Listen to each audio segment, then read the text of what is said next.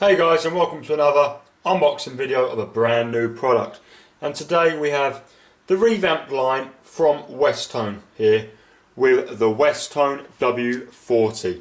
So it is just a sort of a revamp, just keeping it up to date, the old Westone 4. So it's got a new connector, new housing, and it's just a bit more modern really. So let's get it open. It is no longer their flagship universal. They now have just announced at CES a few days ago the Westone W50 and the Westone W60. So I hope to get them when they have some samples available. So Westone are certainly doing some exciting stuff nowadays, and this packaging is really nice. I don't know, you can't sort of see it, but the feeling of it is really nice. It's almost like it's had a slight rubber coating to it, so it's a really nice finish of the packaging. So that's always nice. So you have a quick reference insertion guide straight away in there. So let's take that away, and then you have the earphones, and they have removable sort of face plates, so you can change the colour of them, so you can have red, blue, or just a standard black look to them. And then underneath them is the included Westone monitor vault, which is like their take on a smaller OtterBox like case. So it's like one of the more indestructible cases, which is really cool. So I can open it. So there we go. And inside is a plethora of tips and the second cable that comes with these. These do come with two cables, which is awesome. As you can see, this case is padded inside. It's a great size, truly pocketable. I think that's a pressure gauge, so these are pretty much waterproof.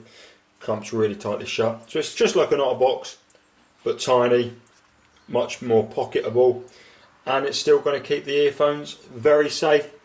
If they're in the bag, your bag, whatever, getting chucked around a little bit. Not that I have my earphones getting chucked around. I make sure they're always as safe as possible. Now the tips you're getting with these, as well as a cleaning tool. Is that a cleaning tool there? I think this is a tool to help get the face plates off and on, just so they don't fall off all the time when you use them. Then this is the cleaning wax loop. And the tips we get with these is actually really cool, because they have actually just announced recently, or not too recently anymore, it's probably quite a bit ago, but they actually released their own series of new tips, and they were the Westone Star tips, so you get these included, and their new line of foam tips. And the difference with these tips is they are rather long in comparison to a normal silicone tip. So sort of, we just have a normal silicone tip here, and as you can see, these are a lot longer, so that's quite cool. So it's almost as long as, like, I don't know, a triple flange, but instead of having the flanges. And apparently they sound great, so I will be testing these out on a lot of different earphones, as well as the Westone 40s. So that's really cool. And as well as them tips, we also get their foam tips, which also look quite nice. And like the Star tips, they are also really quite long. I have just your standard Comply here. In comparison, you can see a Comply is much shorter in comparison. So they're also a lot longer than your standard Comply tip. So you get both foam and silicone of these tips, and they come in a variety of sizes. And also in a variety of length. You do get a lot shorter ones, like that one there, which is one of the smaller sizes. So I think we get 4 sizes of both foam. Now it's time to get the earphones out. So now they do come with 2 cables.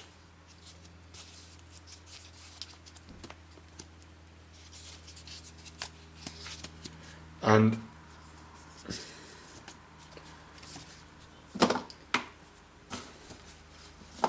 the first cable is the one that's included on them, and that's the MFI cable.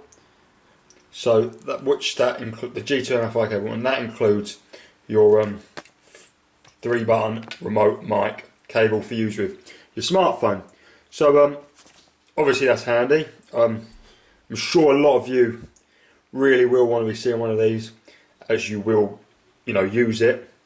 Personally, I only use them with DAPs and amplifiers, my earphones, most of the time, so I don't ever find a use for them. But I know a lot of you, and to right, use your earphones with a smartphone. Obviously, smartphones are increasing in sound quality these days, so you're mad not to use one. If you so want to. And yeah, there's just a case for it. Because you have to fiddle around, pause the music, remove your earphones, take a phone call, and all that jazz. You know what they do, so that's great. The earphones themselves have had a bit of a design change from the original Westone 4s, but they still look, if not even more ergonomic. I love how they've got rid of the memory wire. I hate memory wire, it just annoys me. They feel alright, they feel fairly solid. I'm not a huge fan of the, so I can get it out. Oh, I'll leave it in.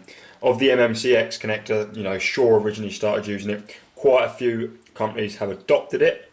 You can see on the other cable here what it is. So it's just them little ones, and they turn around in there. They just clip in and clip out. But I don't know if it's just tried some cheaper made earphones with it.